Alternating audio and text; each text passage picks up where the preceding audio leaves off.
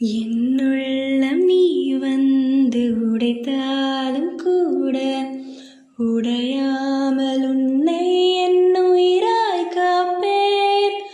என்னாலும் நீ என்னை வெறுத்தாலும் கூட நீங்காமல் நிற்கும் உன் நினைவில்